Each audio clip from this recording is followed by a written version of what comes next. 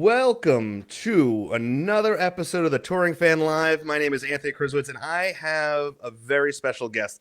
This is someone I've been chasing for a few years, and I got him. I roped him in. I'm really excited about this. But before I bring him on, I want to make a big announcement. I just got a deal locked in today. This show will be now an audio-only show, not on only iTunes podcast and not just Spotify, but we will be, as of 24 hours of every show, including Let's Talk Vinyl, the World Tour with Rob and Anthony, and the Touring Fan Live. And for future shows, they will also be on the SiriusXM app and also Pandora Radio starting tomorrow with this interview. So now I know you're not here to listen to me babble. You're here for the guest, and let's get him on. Let's get everything lined up, because tonight's guest, I am so excited to announce, is, and I'm going to butcher his name as I just said, get everything all lined up, Richard Stuverud. That was excellent. Okay, all right. When we first talked, you were like, Jimmy Fallon said it good. Matt Pimfield butchered it. I didn't know how I didn't want to be the one that was like right in the middle there. Yeah, it's close to Stuveroud, Jan Stuveroud. He was an old kicker for, trying to think of some other names that are close, but no, that was great.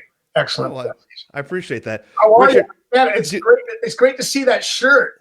You're wearing a really cool shirt. Listen, I am a merchandise whore, as I like to say it. I go to a concert, I like a band, I buy everything I have. So Slow Phase, the album came out this year. You put it in this band. I remember your first post you put about this 70s feeling band. I listened to it, and as soon as the shirts went on sale, I bought it. My RNDM hoodie that I bought when I was much skinnier. I cannot zip it up anymore, but it fits good with the t-shirt. So I figured I would, I'd fashion this for you this evening. Yeah, my RNDM hoodie is getting a little tight as well. The COVID weight is coming on, but no, it's great. As a drummer, I have to say my favorite thing about playing drums is the guitar. I love guitarists. So it's a strange comment, but when I'm playing drums live, I need to have like guitars in the monitor cranked. And so, with Slow Phase, Dimitri Mavra, like just cranking the half stack Marshall. It's just, when that all came together, it was a really nice way to just kind of unleash a little something, Oh no, I will tell you this. This is a spoiler alert for my my show next week, which is my top 10 list of everything for the year. But Slow Phase is on my top 10 albums of 2020. That's awesome. Yeah, I loved it. I made more people listen to that than probably any other album this year, and that's the damn truth. That's cool. But before we dig too deep into Slow Phase, the one thing I love about talking to any musician, artist of any sort, is like finding out how that person fell in love with their art, like where it came from, what made them want to do what they're doing. And as a musician, there's got to be that moment of like that first love of music or that first love of drums. Do you kind of remember that point in your life that you fell in love with the art of playing drums or listening to music? Yeah, my father was a painter in the 70s, and he had, a seriously eclectic record collection, and one record he had was this band Focus. I don't know if you've heard Hocus Pocus by Focus. They're this Dutch. There's a Dutch kind of experimental. I wouldn't say all the way prog, but I looked at the back of the cover and I see like this live, setup, and I started playing air drums to this record. My dad would play all these records and paint, and a lot of the Who, big influence. The first time I heard "Won't Get Fooled Again," like I would actually go on record and say my favorite 2 minutes is that breakdown and "Won't Get Fooled Again," the scream, the crazy drum fills, and so, back then that I really started to, like, my imagination just kind of went wild, and as soon as I started playing along to some Who and Zeppelin, some of that classic stuff, that's when I just kept, dreaming about it. And I think it wasn't until the Fastbacks, early punk band, from the late 70s. Now I'm revealing my age here, but I was drummer number 2. Duff McKagan was drummer number 1. Went on to what band did he join? Guns and Guns and Hoses. yeah. Was it Guns and Hoses? But when I got into the Fastbacks, what was really interesting was it was this music. It was pretty much the first time I heard the Clash.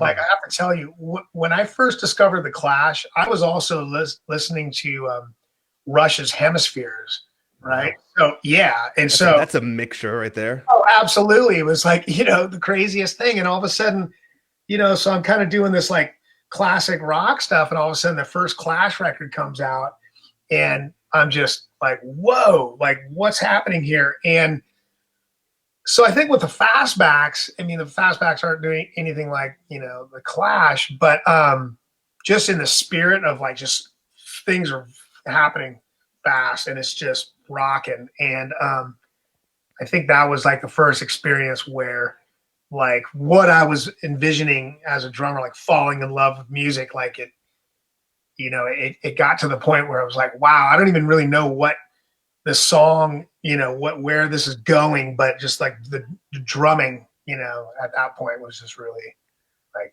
okay, this is a visceral experience and pretty cool. Now, when you got into playing drums and building up that sound that you have, because one thing, about drummers, and we've kind of had a discussion about this previous, was, bass players and drummers in bands, in my opinion, you can change them, but it really can change a song dramatically because the playing styles of drummers, the playing styles of bass players, they really bring a dynamic to a song that kind of gets overlooked a lot because most of the times drummers and bass players can be overlooked in bands. Right. And there's one thing we'll talk about later about how you change something a little bit in the style you played, but when did you grow into that style that you play into where this is Richard playing, this is my style? Like, when did you realize like this is kind of how I want to play? Yeah, I think I realized that my 3 favorite drummers are Ringo, Mitch Mitchell, and Keith Moon.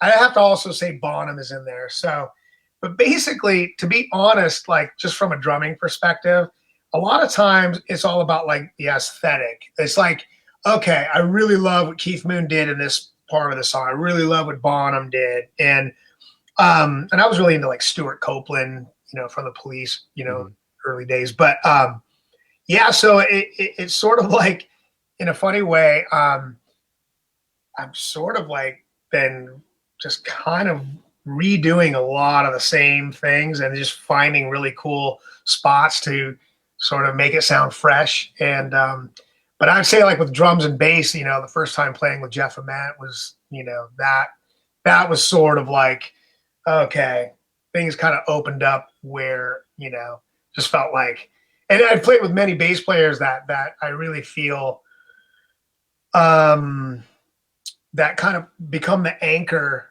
and allow for the drums to just explode. Like, so when you think of like Hendrix, Mitch Mitchell, again, yeah, he's top fave.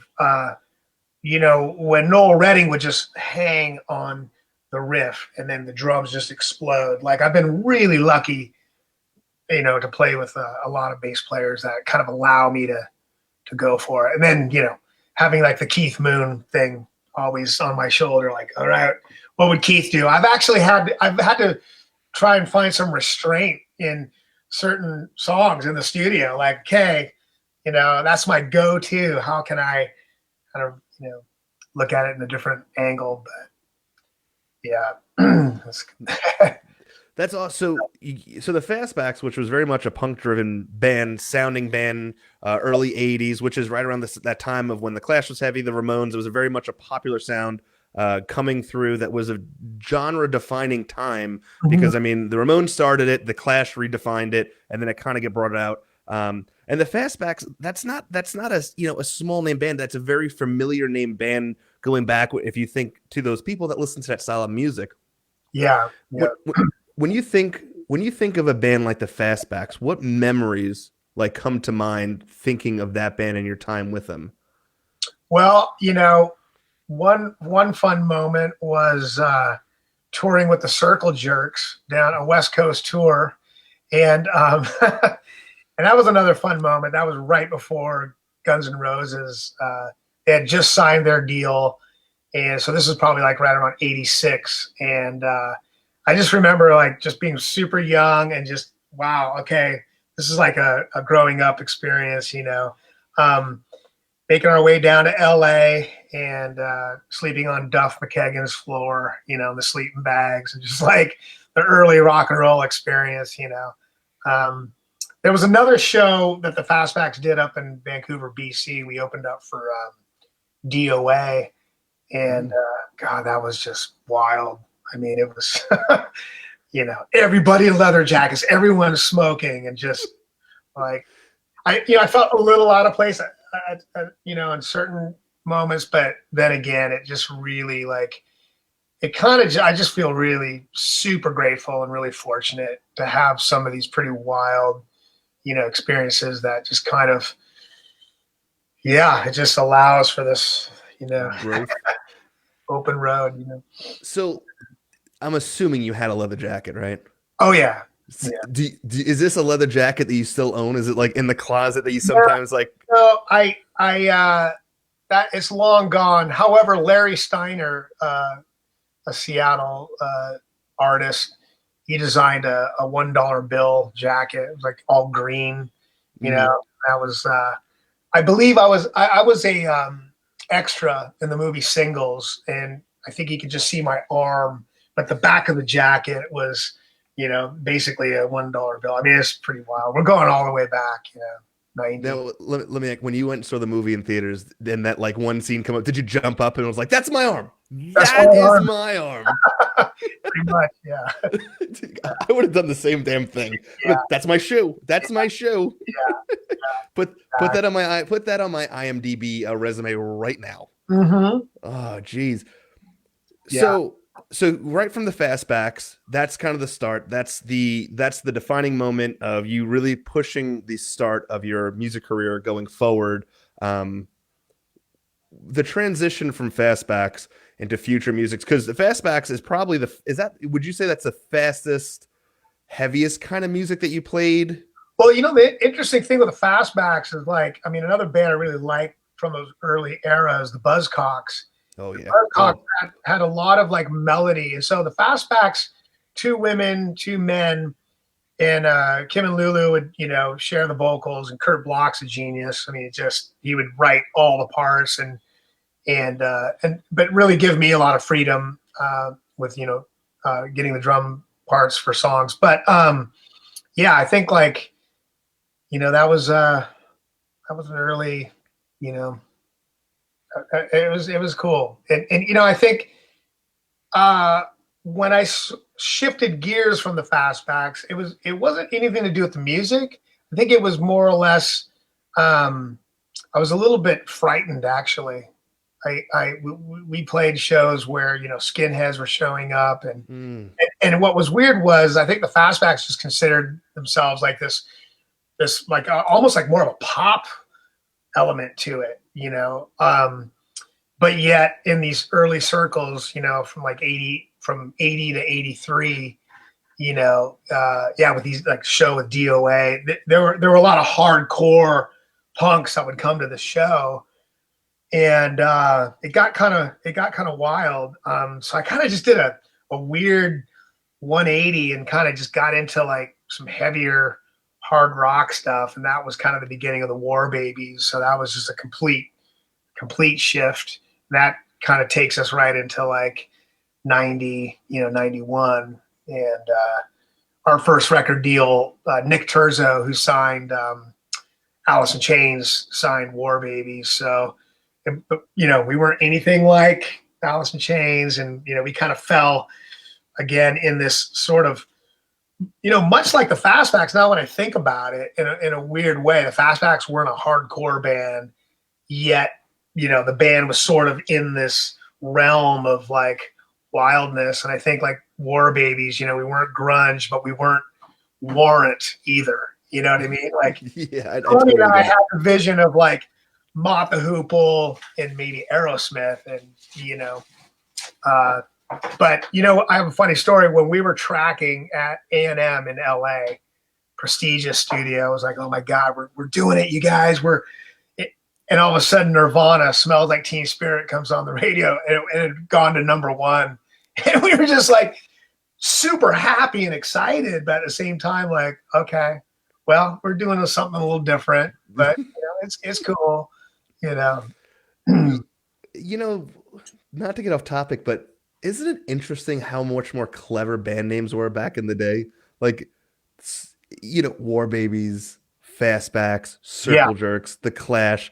There was a lot Right. more, very, very creative back then. It was Oh, yeah.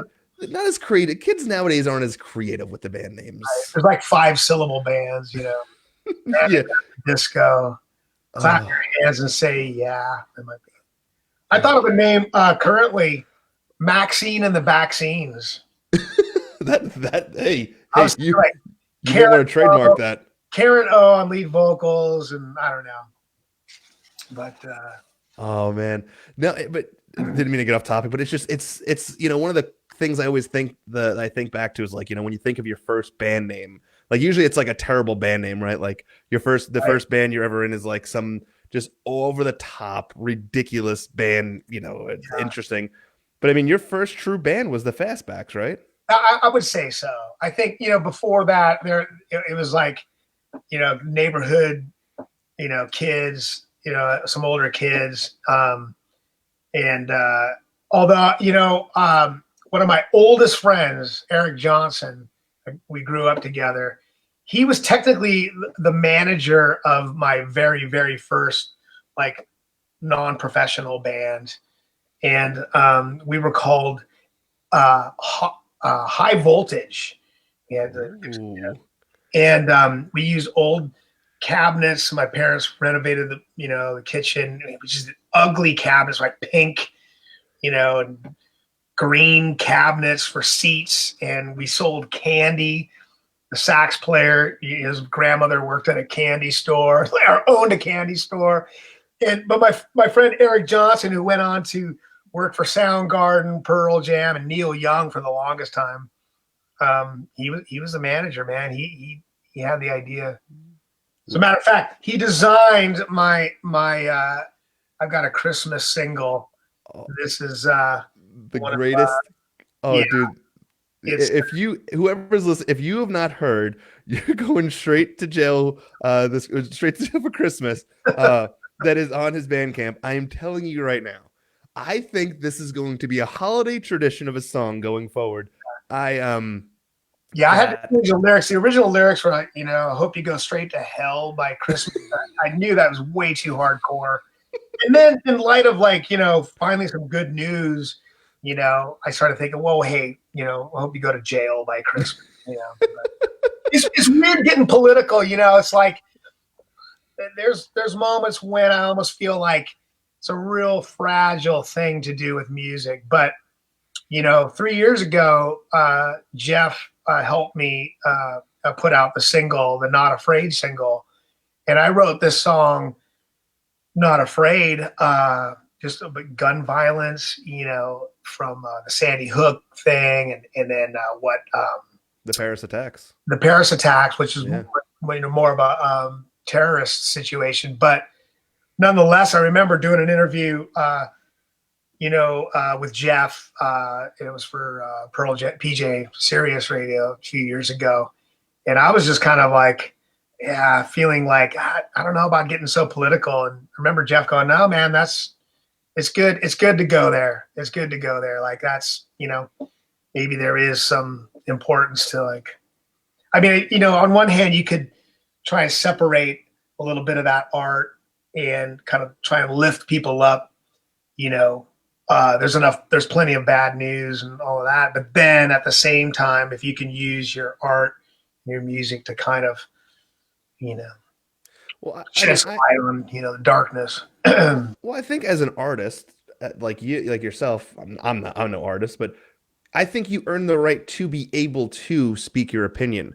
You know, there's a lot of people in this world that I look up to that, I respect their opinions because I want to know, am I the only person in the world that thinks this way? Because unfortunately, a lot of people, when you live in a community that is a lot of times one way thinking, I live in a very Republican driven community here that does not think at all the way I think. Yeah. And listen, I can have a conversation with anybody as long as there is the ability to be able to understand and agree that we're not going to agree on everything, but understand how I feel. I'll understand how you feel, but don't judge me for how I feel, but understand where I'm coming from. And I think that's a big problem going on right now. But Right. what I loved about what you've done, especially over the last year, is how vocal you were about things that bothered you, but you used your art in a way to make it like this song. It's kind of funny, but it's so fucking true. Like Yeah. I mean, listen, I mean, we got a couple of days of Christmas. I mean, we haven't heard much out of this guy's mouth. Maybe he is. Maybe, you never know. Yeah, I forgot to tell you, happy winter solstice. The moon and everything is lining. No, it's the Yeah, is we got the conjunction of Jupiter and Saturn that's right. happening It's probably as we speak.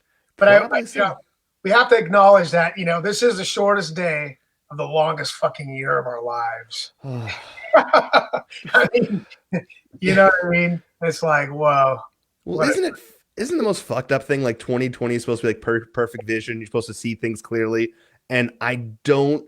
And for the first time in my life, I don't see things clearly. Like the idea that I understand 2021 supposed to, everyone's looking forward to it. It's a new year, but in realism, let's be realistic. The changing of a 0 to 1 on a calendar isn't going to address the overall changes of the facts of people like yourself, you musician, who strive in the idea of going out and touring or making music that people can purchase has just dwindled and died off this year. The idea that these venues that strive and they move because musicians get to play them. Well, most of those venues are shutting the doors and they're not going to open again. And that's not just sad for the consumer that wants to go listen to them, but it's sad for the history of those venues that had all these amazing artists go through. And dude, it's sad because I know that there's a lot of bands that have tour dates for next year that I'm excited to see, but I just don't see how until the dude. I mean, it's gonna be a while, man. I don't see the end of this bullshit that's 2020. Unfortunately, it's crazy. yeah, the thing, like on a personal level, being in Northern California, and not only dealing with the last 4 years of Trumpism and how that's kind of morphed into the whatever it is. We had some fires here, and so there were like reminders of like the environment and what we're dealing with, climate change, and then a pandemic. So it's like, for me, it's like the juxtaposition of those things all sort of happening, and the way it's like affected everything. So like you look at, obviously, like it's insane the amount of death and so you try and like grasp some empathy and trying to figure that out.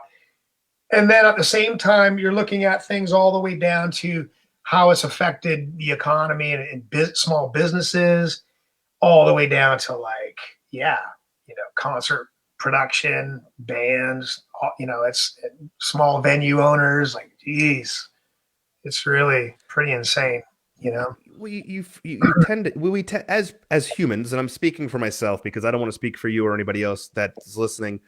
I tend to forget about the small things in life. I have a person Yeah. that listens to the show who, on a couple episodes back, we were talking about the concert world and how these people are getting hurt, and then this person reached out to me. I'll leave him nameless, and he is a rigger, I believe. He goes up and he rigs lights, and he was on tour with Paul McCartney. He did the rigging for Paul McCartney. He did the rigging for a bunch of rather large name bands, and he hasn't worked since March of this year, Yeah. and he is right now a guy who has worked the stages of so many great musicians.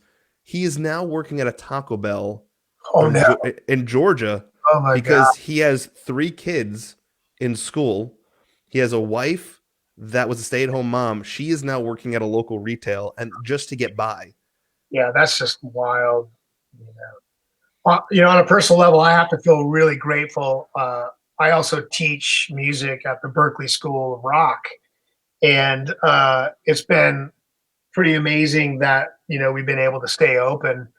Um, I just started doing that just as like a drummer, just kind of teaching. I do like some private lessons, but then started to go up to the school, and then that kind of morphed into vocals and piano, and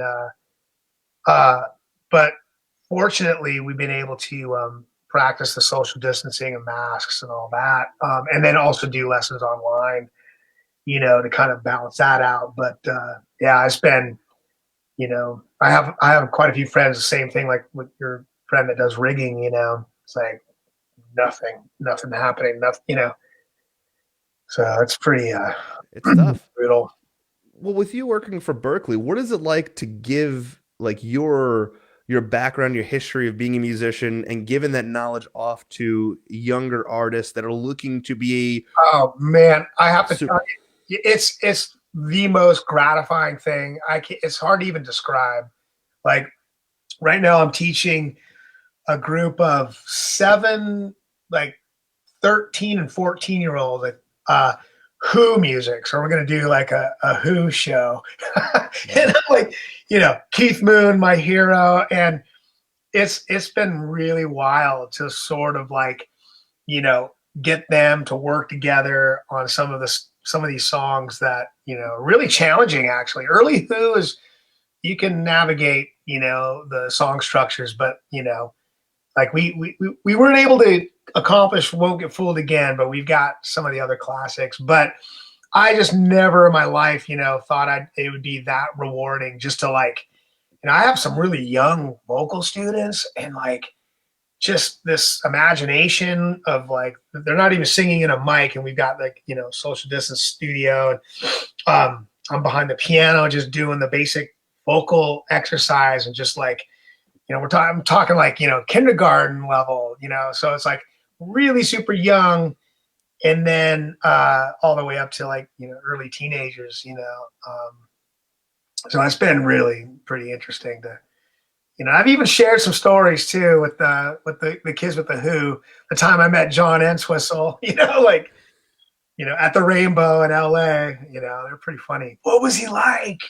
Like, well, he wore us a spider necklace, and so it's been pretty cool. That's a cool thing when when you can have a job that, just as cliche as it sounds, but that you really feel like, God, this is like, this makes me happy. Like this is, and there is an aspect of teaching that I, at one point, maybe struggled with, because of the whole idea of like touring and recording.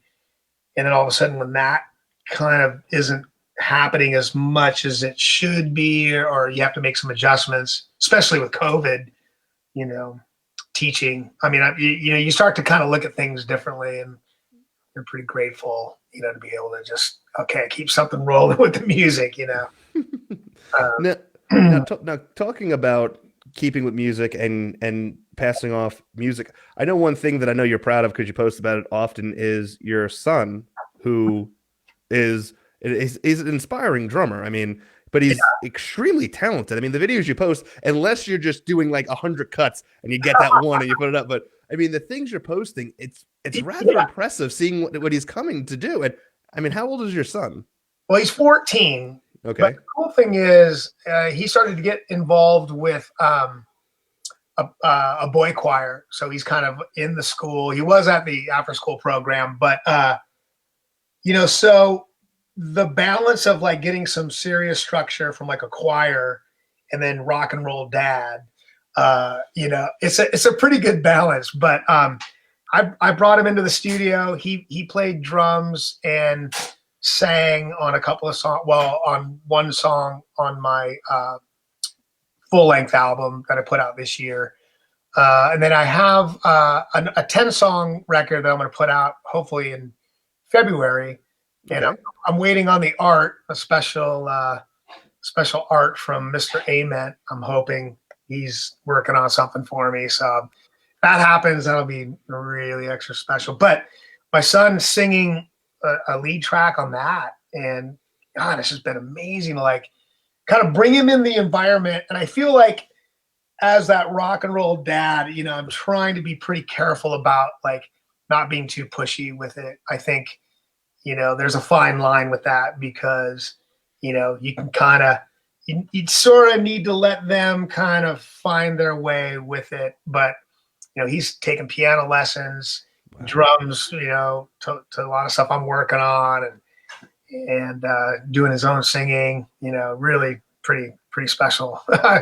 Again, full of gratitude, man. Like you get, I think it's as a parent, I think it's pretty impressive. Like, you know, we always, I think growing up before you have kids, it's like you want to be successful. Then when you have kids, it's like you want them to be more successful than you ever could have been. yeah.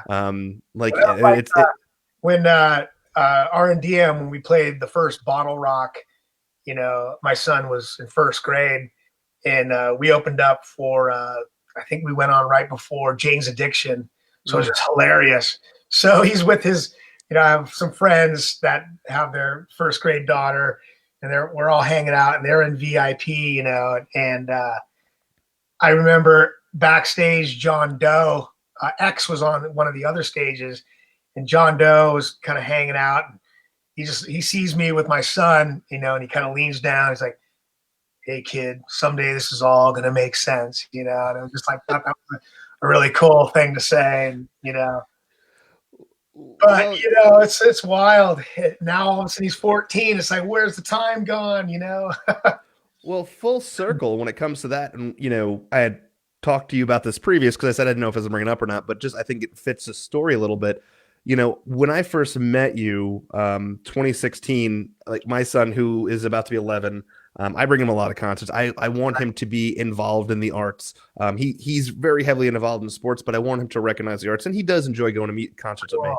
And we saw RNDM up in DC at the Rock and Roll Hotel, I think it was called. Oh, yeah. And you were doing some photos with Tanya Kang, and you acknowledged him, just acknowledged him, and dude, my son lit up like a Christmas tree. Like, and it's the crazy thing is like my son doesn't like he has a really great memory, but like it's small things, but he still remembers that. Like that's something he remembers. Mm-hmm. And it's kind of like, you know, at that point, like it's one of those things, like you were saying, it'll all make sense one day. Like Yeah. why we're doing this, you Right. know? I mean, because listen, when it comes to music, I'm very particular about the music I listen to. I like certain things, and you know, it's hard for me to get into this what is popular now. And if you like it, that's fine.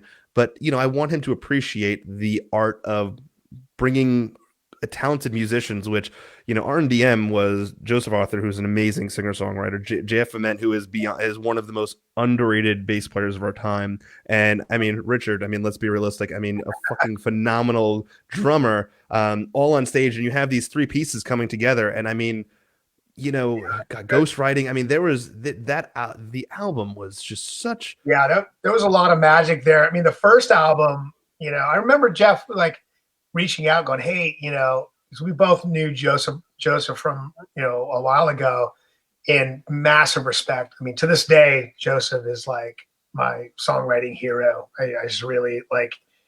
It's actually helped me to really find my voice. You know, it's kind of helped propel my own writing on that regard. But yeah, R&DM. I mean, that first record we wrote and recorded all those songs within like it was like a week. It was like maybe Wow. it was like 10 days.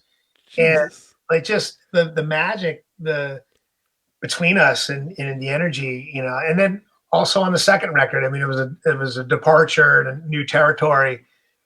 But yeah, you know, that was wild. You know, when my wife and son came to see us at Bottle Rock, you know, we took the stage with the masks. And I do remember looking up and seeing this terrified look on my son's face, like, okay, there's my dad, but whoa, what's up with the masks, you know? And even my mom, you know, when we were playing Jimmy Fallon, you know, we decided to wear the masks at the last minute because it was sort of this gimmick, and it was questioning like identity and whatnot, and just the weirdness of it. But I remember telling my mom, "Hey, mom, I'm going to be on Jimmy Fallon show, NBC. Mm-hmm. Uh, going to be wearing a mask." And I'll never forget her. Like, why are you wearing the mask? I want to see your face on TV. And it's kind of funny, odd, but some good times. No, but I mean, the whole process with Jeff. When did that all start? How did you and Jeff cross paths? Yeah, we were. It was pretty early on in Seattle when he was in Green River. The Fastbacks rehearsed at this below this art gallery, and Green River was around the corner. And God, it was just like really dirty and like a lot of garbage and rats and the whole deal. But I think we played a couple shows at a venue called the Metropolis. That's going way back, like early '80s, and so like we kind of crossed paths then, and then it wasn't until Mother Love Bone had formed that we started to kind of see each other a little more often. We lived like 2 blocks from each other, and when the whole thing went down with Andy Wood, super unfortunate. Jeff and Stone, pre Pearl Jam. War Babies had pretty much we were about ready to sign our deal. Alice in Chains was happening. I mean, so much was happening, in Seattle. And we brought Jeff in to fill in. War Babies let the first bass player go. And we were co-managed by Curtis Management. So a lot of, 6 degrees separation, Seattle. But that was amazing because that was where, like you were talking about earlier, the drums and bass hookup.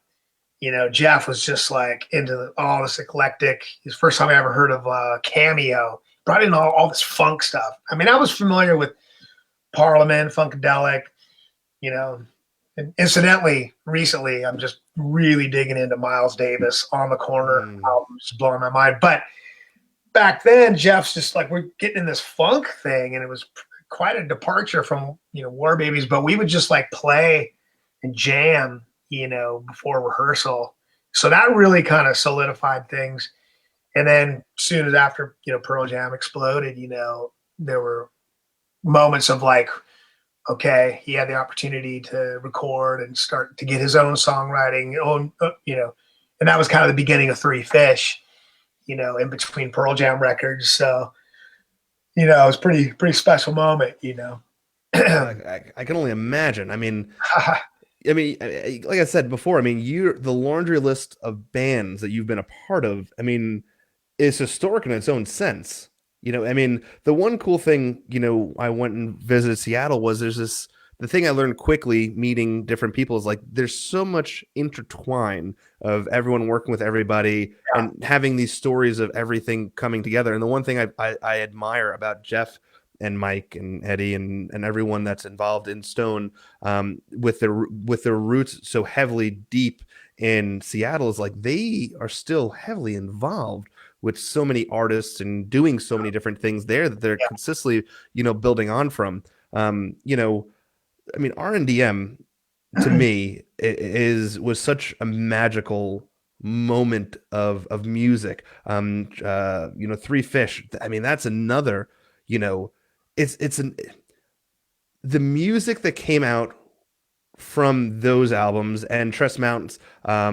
That's music that was so special, and it was conversion. And the idea of it being called super groups and stuff, I don't think that's the case because it was really these people that loved playing with each other, and Jeff and how this worked together, coming together to make music that was magical, that stands, the test of time. I've said in past interviews, and I say it again, I look at music as I look at paintings.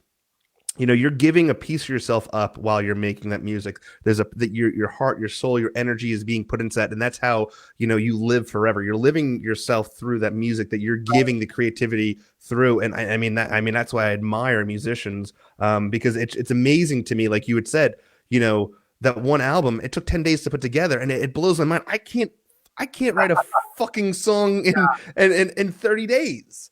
Well, that's like, Um, I think in a lot of ways, I think of Jeff as just kind of being this alchemist, I mean, I think that was his real, very sincere idea of like getting together with musicians that he respected and a friendship, and just to see what would happen with that synergy of all of us being in the same room together. And it does bring the best out of you, and just speaking of like the experience in the studio, and and you could be surprised. I mean, even in the idea of like not exactly knowing what you're gonna do, that's the most mind blowing thing. Like all of a sudden, you could be very surprised. So,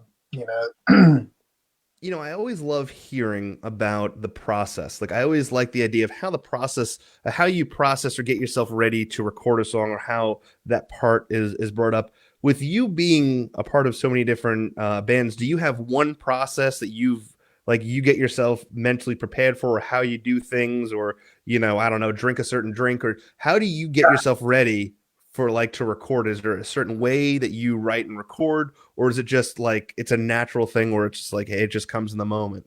yeah, I think like there's the whole live approach. So RNDM, is approaching it live. Same thing with slow phase. I mean, I think there's something about a 3-piece, that can really, that's the sort of like, it really helps that experience it, so more of that's that energy, the group energy. And then there's like building tracks. So a lot of times Jeff would bring me out to Montana, and when I would like work on his solo records, and he would just it would be the coolest thing. He's like, hey, I'm gonna go into town to get some groceries.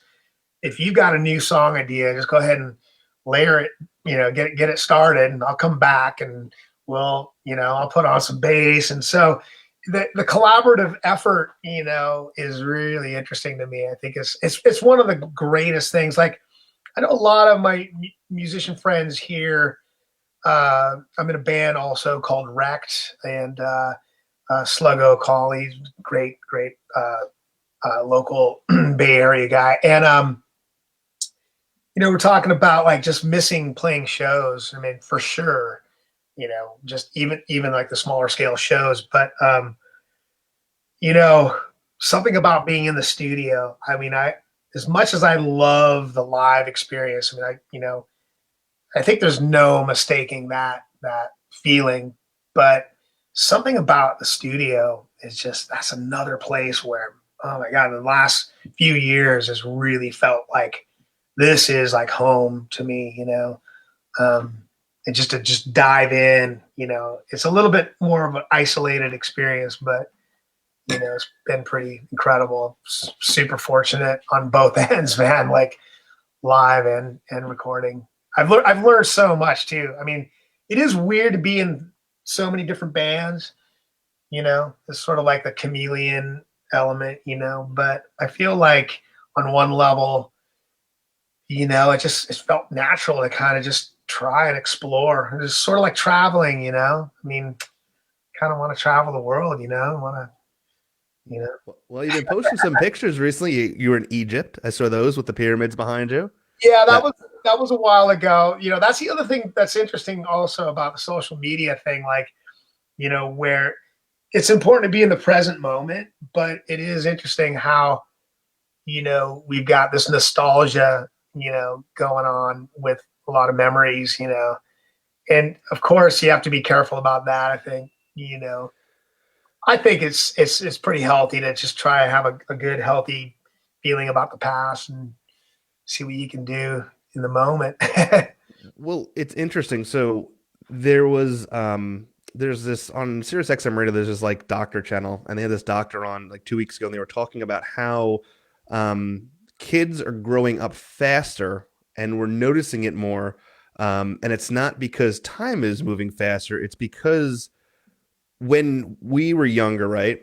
How did we see pictures of us when we were little? It was the one or two pictures that we had up on the wall, right? So Right. we didn't see that growth as drastically. We saw, oh, there's us from 3 years ago, Hmm. where we're seeing pictures of our kids from 6 months ago, 3 weeks ago, 2 weeks ago, Yeah. 24 hours ago, and it's consistently. And what does Facebook do every morning? You have memories Yeah. from this time, and you go look back like, oh my god, look at a year ago, look at 2 years ago, look at 3 years ago, and we're so, our face is so on our phones consistently. I mean, it's natural habit, Nat, that Yeah. that time is moving much on a faster pace than it ever has, because we're seeing things move much right in front of our face more frequently, Right. and we're getting lost into things that weren't there 10, 15 years ago. And it was crazy to think that way, and it's true. I mean, you blink and your kids, off to Yeah. college. I think that might have something to do with the longevity of what the art that you put out as an artist.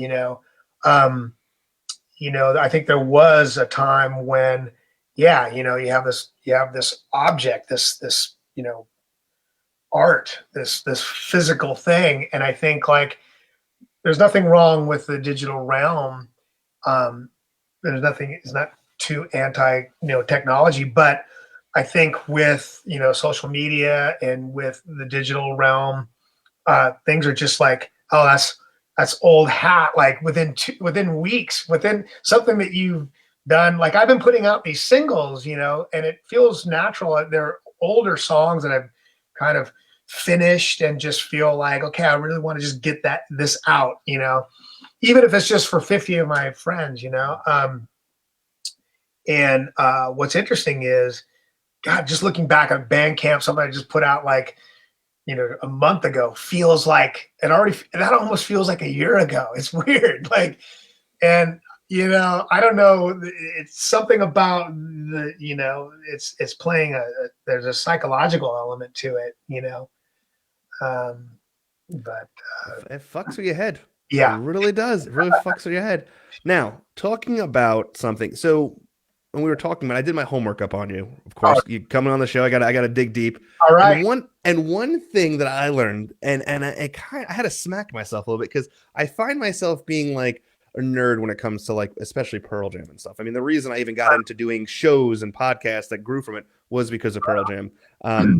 So you did the demo for Nothing Man, and which made me go back and I listened to the original song, and then I listened to the demo, and it really solidified the point I made before, where drummers and bass players can Oh, change the dynamic of the song. Please tell me that there is some story behind oh, this Nothing Man demo. oh, amazing. Well, Jeff had called, uh, when I was living in Seattle, and said, "Hey, I booked some time at a Vast." So that's Triangle Recording. That's where Nirvana recorded Bleach. So it's got some history, pre grunge, and it's an amazing studio. It's like literally a triangle. It's between two streets, and like the shape of the building is like just bizarre. But anyway, so he booked time there. He didn't say anything about Eddie, like as like, because the way those guys would work, they would kind of team up, and kind of do their own thing. And so Jeff calls up and he's like, yeah, I'm just working up some song ideas. It'd be great if I'm like, absolutely, So he starts the riff for Nothing Man on acoustic. And I'm like, okay, it's in 3/4, got my, bundle sticks, it's kind of mellow. And then Eddie walks in. I'm just like, whoa. You didn't tell me Ed was going to be here. And he was like super friendly. Hey, and like, seriously, he like had his typewriter. He had his notepad, mic set up, and I'm not kidding. We went through like one basic version of the tune. It's quite simple, but it's got some dynamics to it. And he's over there. Eddie's over there, and he's writing, and he's kind of started typing a little bit. I'm like, man, there's kind of like cool rhythm. Maybe we should just hit record now. But it was mainly handwritten, and then he just starts singing the vocal line. And I'm just like, what? Like, oh my God, man. It's just like his baritone voice and just the whole thing all happening so quickly. I think I might have even dropped a stick, kind of played one hand, because I was just astonished that he came up with that melody and those lyrics, and I watched him do it. We had proper isolation in a small studio, but within 2 takes, had it. And the funny thing is, Jeff brought that in for the Vitology session, and producer, drawing a blank, big producer. He's worked on so many records. Oh God, why can't I think of his name? Let me Google this. Geez, I should know this. Yeah, he's sort of like, the fifth Beatle. God, I wonder if I have the Brendan O'Brien. Brendan O'Brien. Thank you. Okay. Oh man, after 50, the memory, dude. Oh shit. I was gonna take my ginkgo biloba today, and I forgot. Like.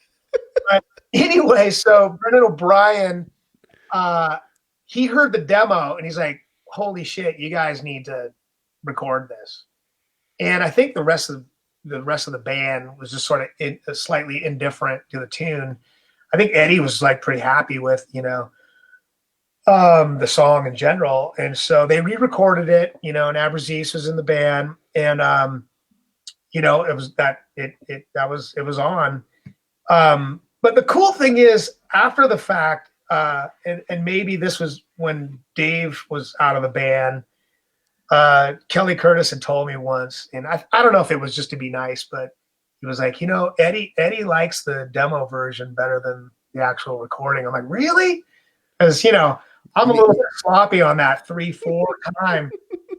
You need it. You should have got that shit in writing. I would have plastered that shit in my office. Yeah. Be like, just in case you didn't know. Yeah. This. Yeah. Right. And then it was kind of cool that they put out that box set and included the demo. So that did you know that was going to be on there before they let it go out, or was it kind of like a surprise?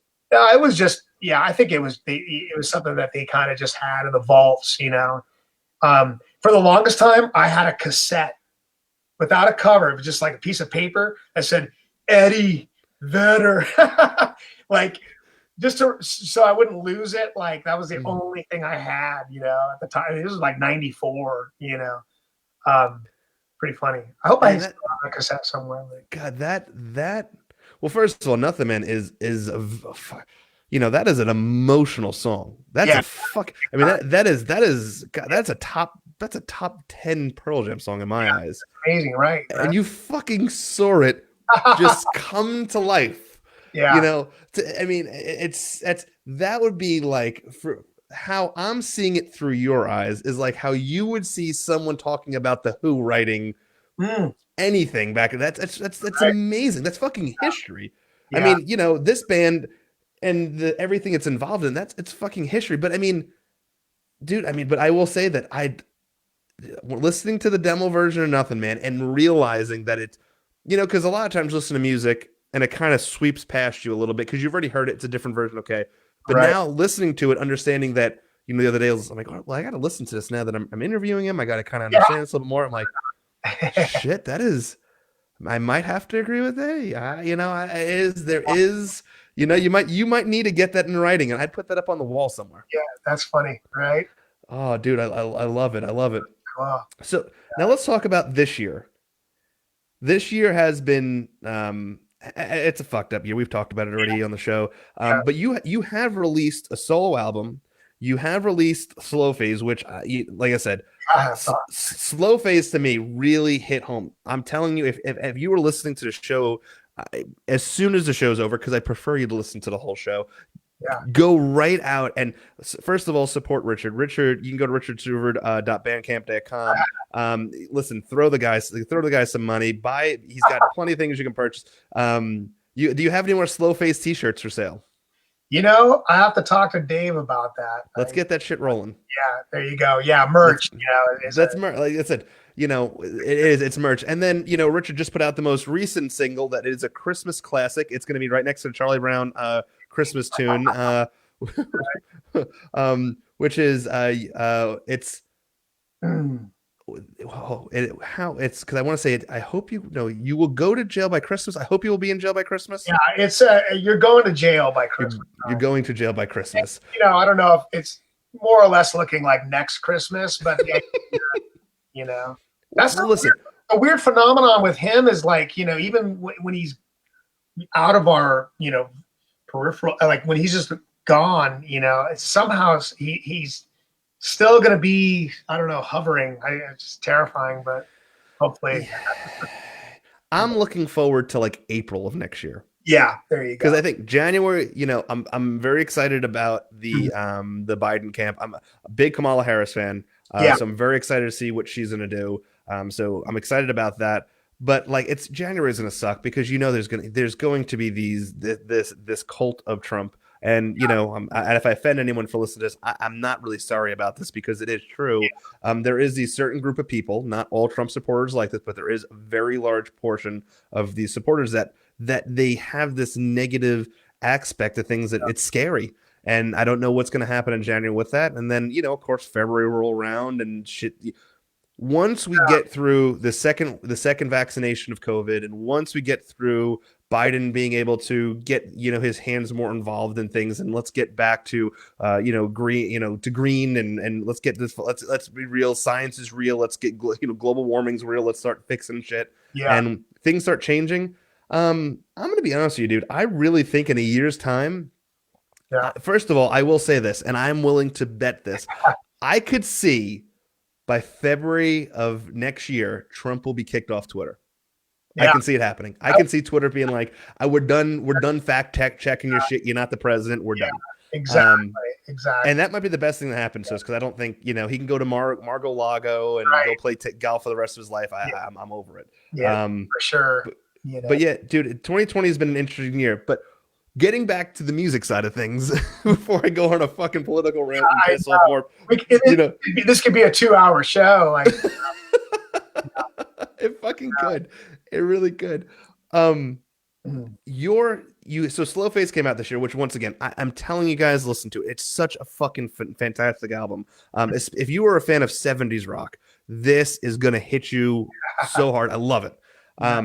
You released your solo album. You have your single that just came out. All of this stuff is on the richardstuverud.bandcamp.com, correct? Yeah. Okay. So definitely check that out. Yeah, Memories was the title of the full length, and I mean that came out in May. It's amazing that feels like a couple years ago already. Well, the one thing we can take away from 2020 is it did slow us down enough that I felt like we were forced to be with our family more, which slowed us down, and we had all these activities. I mean, it was interesting that puzzles were selling out for the first time, and crazy because people were slowing down to do things. I mean, music, listening to it. But what was it like for you as a musician having to release music at a time where you really can't perform it for anybody? You're just releasing it for people to hear. Well, on one level, what's interesting for me is when I reflect on like my own way of kind of maybe trying to reinvent myself a little bit on the singer-songwriter front, that's kind of new for me in general. So I think like, had there not been a pandemic, I would have had to really kind of, get pretty, involved in trying to figure out like a natural way to do this.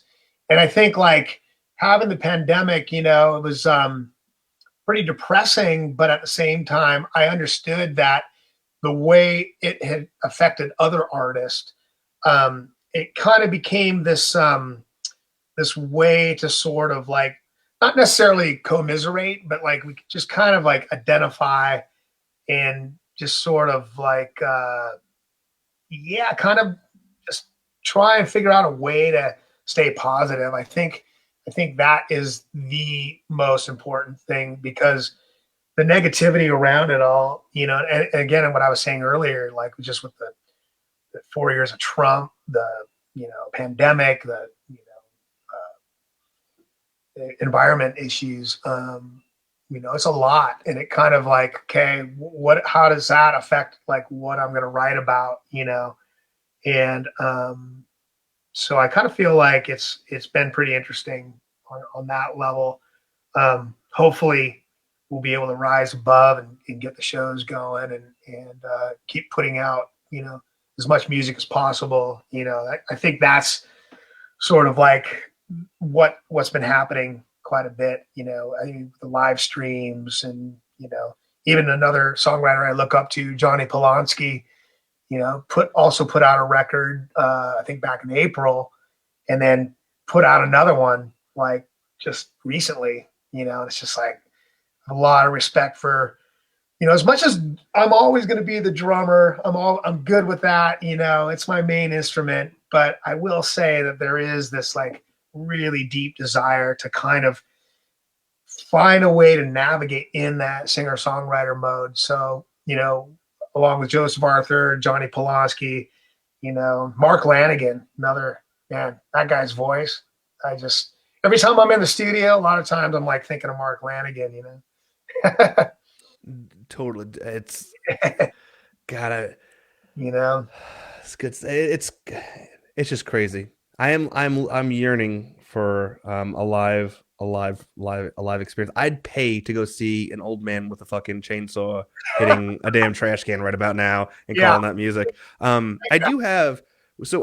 have comments that have been coming through, but there's quite a few comments on this. James Bolton, I don't know if he's related to Michael Bolton, but he wants to know, tell us about your drumming outside project. Oh yeah, that's great. James is a fellow dad here in Oakland. Yeah, I've been doing these like drum videos. It all started with a book. I forget the writer.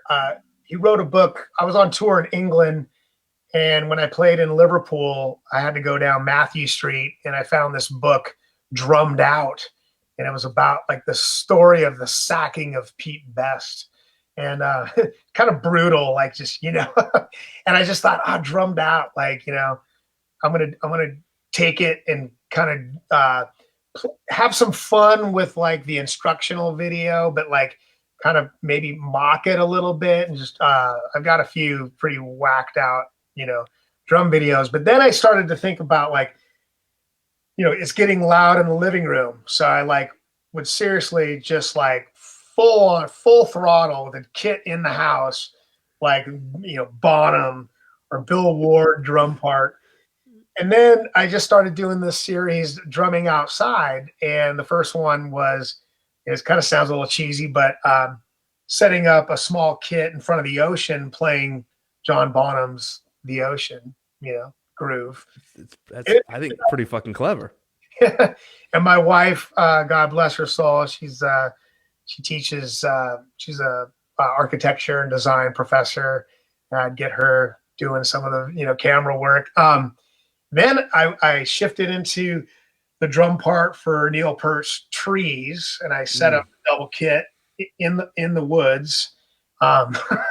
It's been pretty cathartic in a way to like be able to kind of find the comedy in just the absurdity of setting up drums in the forest and then playing, the song Trees. So I'm trying to find like a theme.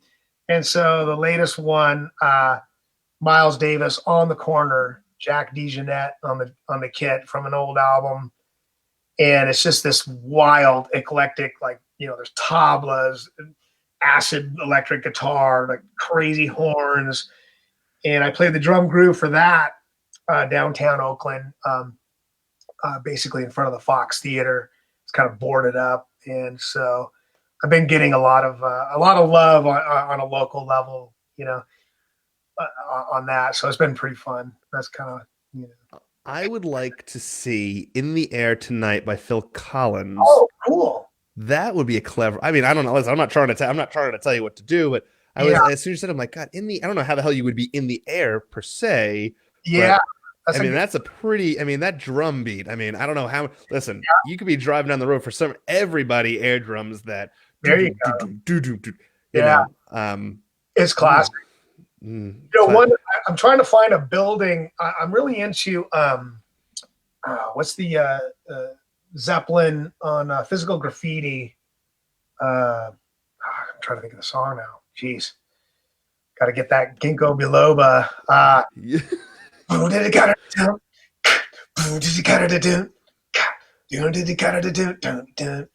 Oh, what song is that? Oh, graffiti. I'm a big fan of the Google. Uh it's So, oh Jesus. You well, another have thing I'm working on is Dire Maker. The drum beat for that. I'm teaching a lot of individual drum students that groove, but there's this particular, many of Bonham's grooves, and I want to find a building that looks the closest to the cover of Physical Graffiti. mhm. That building's in New York, Newark, yeah. and that would be pretty crazy to just fly over to New York.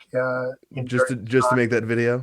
Yeah, I kind of would though. Like if it wasn't for COVID, it's eccentric and crazy, but Mm. I mean, it's a pretty cool. Just start flying around the world, going to these like iconic places. You can yeah, go. You could do the Ramones right in front of the brick building where they did the cover. I mean, there's that one. yeah, Off the top of my head, I mean, there's quite a few. You could do the train tracks for the Clash. yeah. Oh, good, Mm. Anthony, man. I'm gonna have to keep in touch with you for content. Content. It's great. Content, yeah. It's there's quite a few of them. I mean, if you want to keep Pearl Jam related, you go from a yield sign. Good. That's good. Right? There's a classic. I did do one video where I kind of had a little fun with Dave Abruzzese. It was during when he wanted to be, included in the Rock and Roll Hall of Fame. You remember that kind of weird? I clearly remember that. Yeah, I do have a video. I don't know if I ever posted that, but I'm sort of having some fun with the Dave Abruzzese part, and so I might send you that on a personal, You and me. I gotcha. Well, Yeah. dude, listen. Um, First of all, I can't thank you enough for taking time to chat with me tonight. This has oh, been an interview I've been looking forward to. I've been chasing you for a while. You finally answered my email. oh I yeah, appreciate that. awesome. Um, My pleasure, dude. Really great talking to you, Anthony. Amazing. it's been great. But before I let you go, Mhm. and I've learned this. So my son he's been interviewing these professional soccer players, which is beyond me. Like top tier soccer players. My son's a soccer player, but interviews players, and he asked this question, and I thought about this, and I think it's a great question. If someone right now wanted to be a musician, whether it's a drummer and stuff like that, what advice would you give that person that's watching the show right now that wanted to be a musician? Well, one word comes to mind: perseverance. You know, my son's first grade teacher is all about perseverance. And matter of fact, any kid who had difficulty reading a word, when when the student would ask the teacher, "Hey, how do you spell this?" He would just respond with Try. Just try, got to try. Yeah, I think like a lot of my students at the School of Rock, I feel like there is this curiosity, and I think, on one level, it's really important to kind of learn songs and listen and kind of, absorb the music that really inspires you. But at the other idea is to also find your own voice in that. Sometimes it takes a little while. You sift through songs music that you're inspired, you're listening. It's a whole other thing to like, okay, I want to kind of play, similarly. Like it's interesting with Dave Grohl and the I don't know if you saw that, like the young British girl. Dude, I kind of got to listen. I'm an emotional guy. I cry at everything. I'm okay to admit that.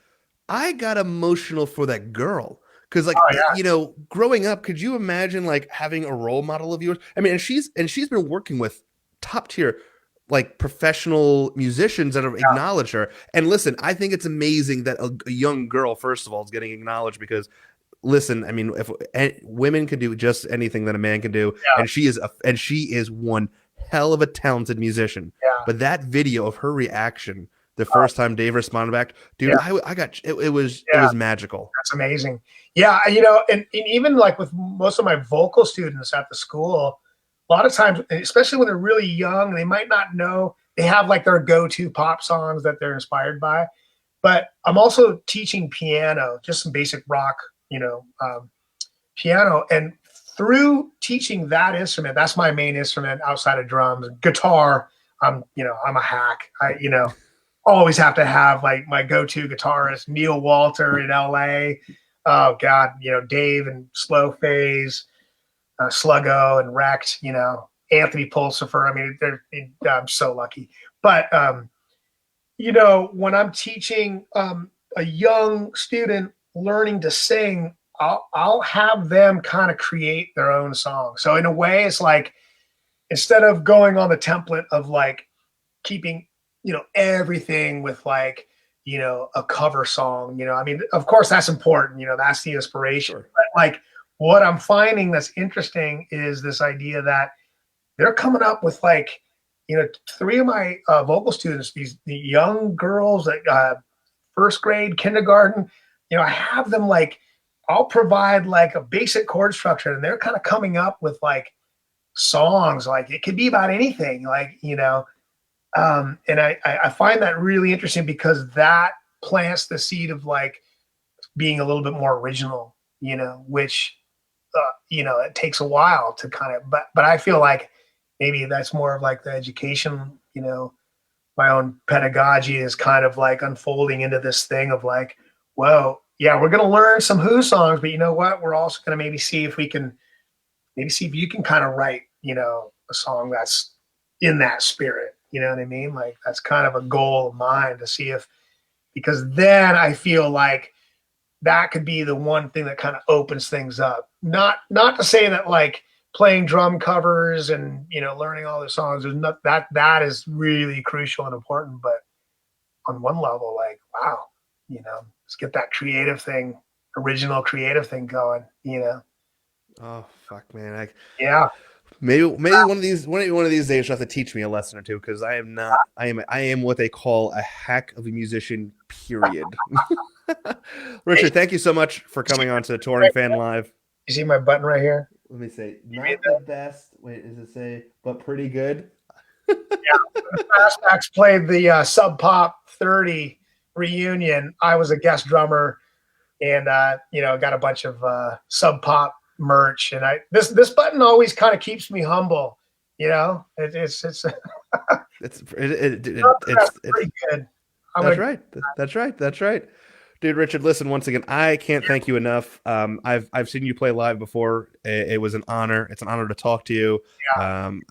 I know you have hours and hours of more story, and maybe one day we'll have to revisit a lot of those stories, because we only tapped the surface of so many amazing bands that you've been a part of and so many things you've done. Listening here, don't listen if you're listening right now.